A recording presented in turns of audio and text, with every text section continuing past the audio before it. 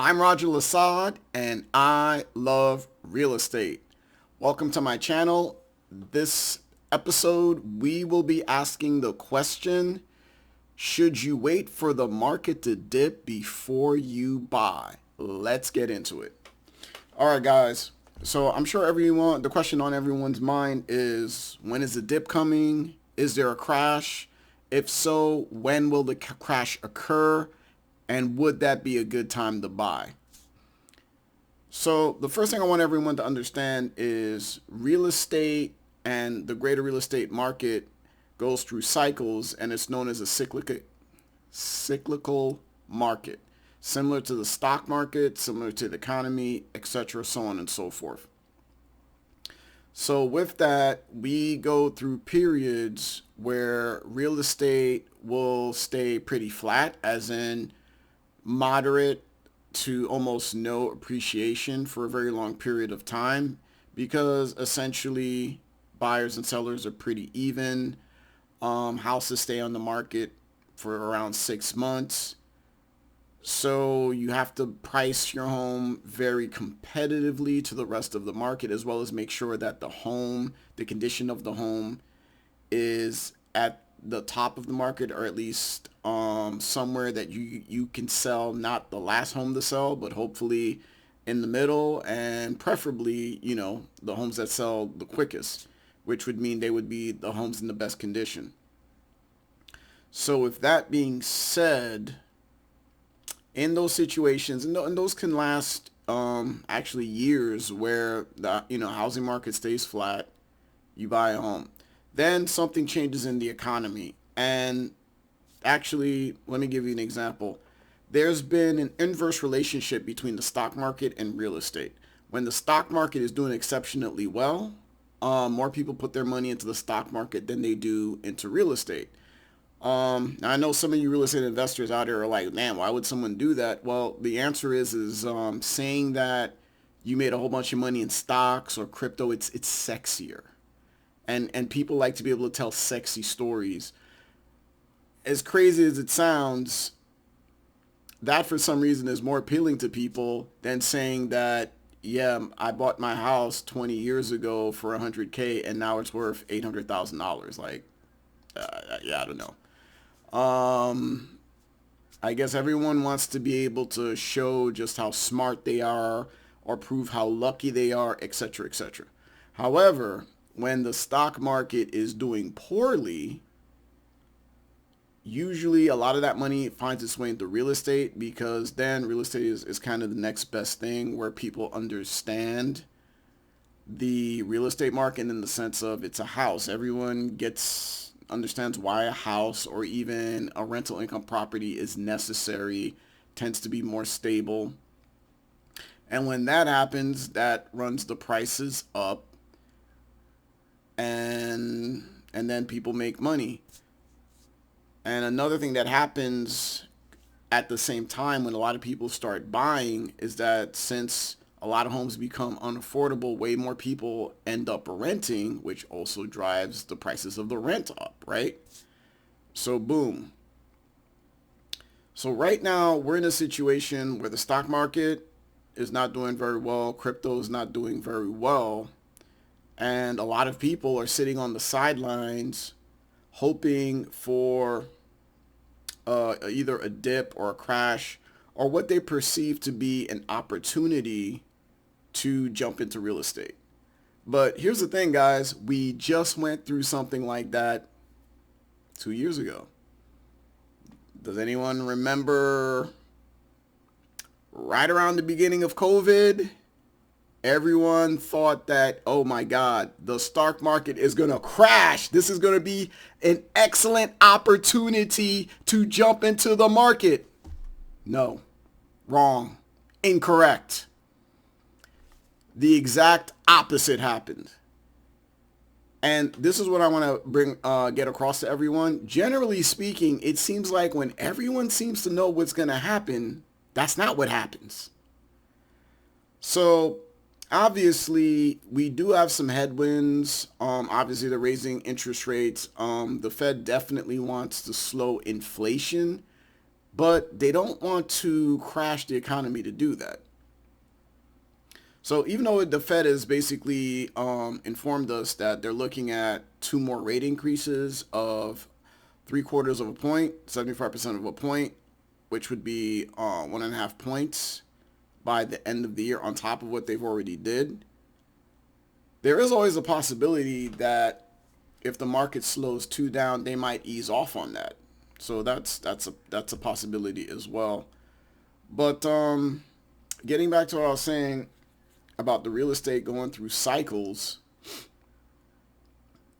everyone wants to buy.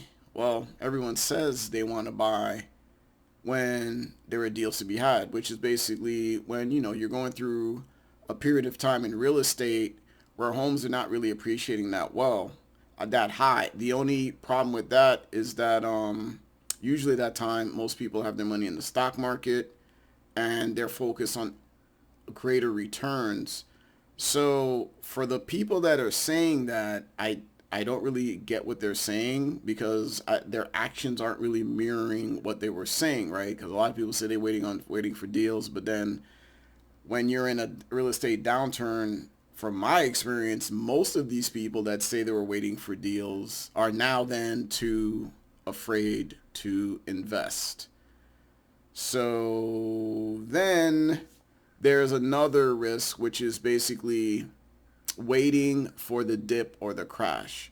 I've been talking to people that have been waiting for the dip or the crash since 2016, people. I don't know if you guys are aware of this, but people have been saying that the recession was around the corner since 2015, 2016, because people are like, well, we've had this amazing bull market. Bull markets only last for X amount of years and we're overdue. Well, didn't happen in 2016, 2017, 2018, 2019. It happened a little bit for 2020 and then things came roaring back in 2021 and now we're in 2022 where things are just starting to slow up. So my point is that whole time prices in real estate have gone up and people have been sitting on the sidelines. In fact, the reason prices started going up even crazy because some of these people, at first when they saw prices going up, they were like, okay, it's a fake market boom. It's going to go up and it's going to go down. Then I'm going to jump in. That didn't happen. Then they're like, well, if it just goes up a little bit higher, then I know this is steady, then maybe I'll jump in. And then they sat again. And then it just gets so high to the point and they see everyone buying and all their friends are buying. And then within like 6 months, they've seen tremendous gains. Now they're like, oh my God, what did I do? I missed the boat. And then they start jumping in at the last minute. So the point I want to make is that a lot of that is geared from emotions instead of people actually looking at numbers and data to try to guide their actions. Because everyone, and I don't know what this is, and don't get me wrong, I mean, I've been susceptible to this in the past as well, where everyone thinks that they're just somehow naturally inclined to be able to predict a market. And what I'm here to tell you is there's only 3 types of people that tell you they can do that. The first type of person is a straight up liar and they're trying to scam you. The second type of person is delusional. And the third type of person would be someone that is either a billionaire or has several hundreds of millions of dollars if they've been able to do this successfully for any measurable period of time. So at this point, I really don't know any billionaires that are saying they can predict the market, because that's another thing too. If you could really do that, you'd probably want to keep that a secret, right? All right. So my point is, no one can really time the market. I mean, it's just not realistic. And I know what you guys are saying, but Roger, what about those guys that did do it? And it seems like they were very lucky. Well, I'm here to tell you that what you guys perceive as dumb luck actually is when preparation and opportunity meet. What do I mean by that? if you're someone that's been studying the market, that has money sitting on the sidelines, that understand, and by the market, I just don't mean the national region. I'm talking about very specific markets. Um, Case in point, let's say you've been studying an area that you already know it has great school systems. Maybe something had happened where a major employer had recently moved out, and that kind of caused a lot of people to lose their jobs. And you're like, wow, if it wasn't for that, this would be a terrific area. And then lo and behold, you hear that a major employer is moving back into that area. And then you decide, now obviously a lot can happen between some major employer announcing that and actually finalizing that move. Case in point, Amazon headquarters in Long Island City, New York. A lot of people made bets and purchased real estate on the anticipation that Amazon was going to move there. And then unfortunately, even though it was announced that it was going there, but then it was rescinded for a whole bunch of reasons I won't get into. But that would be a perfect example of someone that quote unquote got lucky because they were doing their research and they already knew the specifics of that market to know that, okay, if this condition comes into that market, and of course it's not nothing's ever 100%, but it's a decent bet that that would be a huge change. What are some other indicators of a very positive change for a market? If a really good school enters an area where the schools were mediocre or worse, that is going to be a huge indicator of potential rents going up as well as appreciation.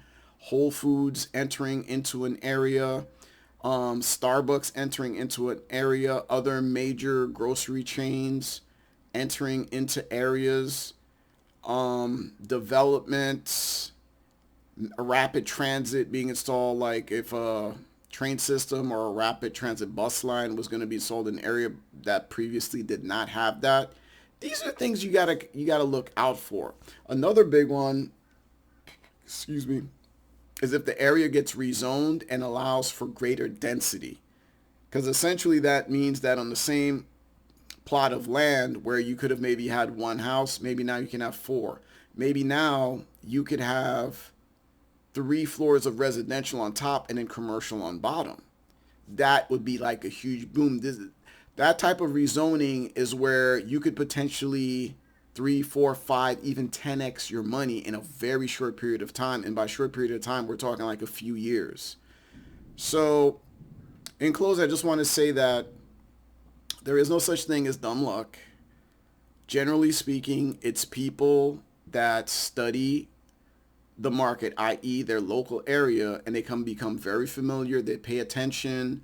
They go to the public meetings, like the zoning meetings, the other meetings where they're talking about and asking the citizens or the residents of the area if they approve or are against a particular development, things like that. And they keep their ear close to the ground of what's going on. So that's why I say that you guys should not wait to buy the dip and you should not wait for the crash, because chances are most of the time when you do that, you're going to basically wait for a very long time, and over that course of time, the price of the real estate is going to go up. And now in this case, not only has the price of real estate gone up, but then the cost of purchasing that real estate has gone up because of the recent interest rate changes just from a couple weeks ago. I mean, realistically speaking, so the same house at the same price will now cost you more money to acquire than it would have a month ago. Like, to give you a perfect example. And then realistically speaking, we really don't know what's going to happen in the next 6 months, year and a half, 2 years. Now, we could use information to try to give us an indication of what might happen. But that information, unfortunately, a lot of it's being ignored by a lot of people that are just giving into emotion. Because like I said before, if you look at the data, there are things that are pointing to a lot of strong demand in real estate. And I know that, yes, has there been price reductions? Absolutely. Are markets staying on the market longer? Absolutely. But we are very far away from even a balanced market, which is what we would have to transition to before we would get to a buyer's market and any type of serious dip, correction, or crash. So that's what I want to get across to you guys. I think that waiting for the dip or the crash for 95% of the people out there is a waste of time, and you guys are probably gonna wait, then see things start to go back up, and then get frustrated and then jump up as prices are rising. I mean, we see it happen in the stock market. It happens in real estate. So in closing, guys, know your area, know the market, do your research, and let the data and the numbers be the guide. Don't be a dip waiting for the dip. All right, man. I'm Roger. I'll see you guys in another episode and talk to you soon. Bye-bye.